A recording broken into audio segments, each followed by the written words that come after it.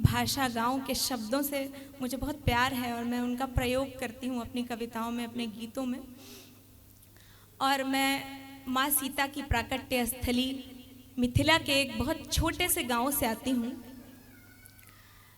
और मैं अपने साथ वहाँ से माँ सीता के संस्कारों को समेट कर अपनी ओढ़नी में अपने गांव, अपने समाज, अपने परिवार की मर्यादा के साथ लेकर आई हूँ। मैं वो ओढ़नी आप सभी के सामने पढ़ना चाहती हूँ। इसने मुझे थोड़ी बहुत पहचान दिलाई है। मैं चाहती हूँ कि आप सभी इससे जुड़ें। आपका संस्थान पूरे भारत में ऊर्जा का पारेषण करता है। मैं चाहती हूँ कि आपकी तालियों की ऊर्जा मुझ तक आए और मेरा हौसला बढ़ाए ताकि मैं अपने काव्य पाठ को कर सकूं। एक बार मेरा हौसला बढ़ाइए, मुझे मन दीजिए ताकि मैं कुछ अच्छा सुना सकूं।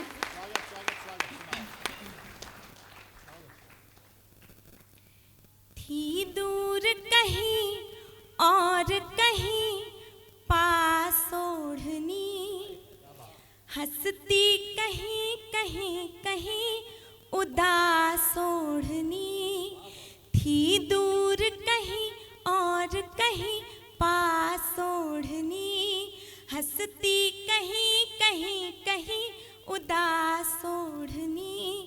एक गांठ प्रेम की जो बंध गई तो फिर बनी, एक गांठ प्रेम की जो बंध गई तो फिर बनी। बनवास कभी और कभी रास ओढ़नी, बनवास कभी और कभी रास ओढ़नी। इसी कड़ी का मुक्तक है। भगवान जगन्नाथ की भूमि पर खड़ी हूँ तो मुझे लगता है कि अगर मैं ये मुक्तक ना पढ़ूँ, ओढ़नी की इस कड़ी से आपको ना जोड़ूँ तो मेरा काव्य पाठ थोड़ा अधूरा सा लगेगा। तो मैं ये पढ़ना चाहती हूँ और मेरा मन है, इसलिए मुझे आशा है कि आप सभी सुनेंगे भी। फीकी थी मगर अब हुई गुलाल ओढ़नी, छूकर पिया को हो गई निहाल ओढ़नी। फीकी थी मगर अब बनी गुलाल ओढ़नी, छूकर पिया को हो गई निहाल ओढ़नी। एक सांवरे के रंग में रंगी है इसलिए, एक सांवरे के रंग में रंगी है इसलिए। नीली सी लग रही है लाल लाल ओढ़नी, नीली सी लग रही है लाल लाल ओढ़नी। और मैं मिथिला से आती हूँ, वहाँ भैरवी पूजन की परंपरा है।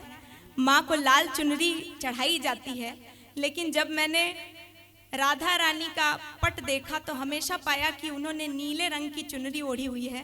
तब एक भाव का मुक्तक हुआ है, आपको सौंपती हूँ।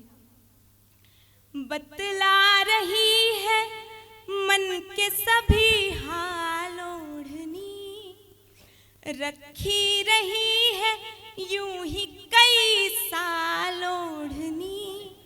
बतला रही है मन के सभी हाल ओढ़नी, रखी रही है यूं ही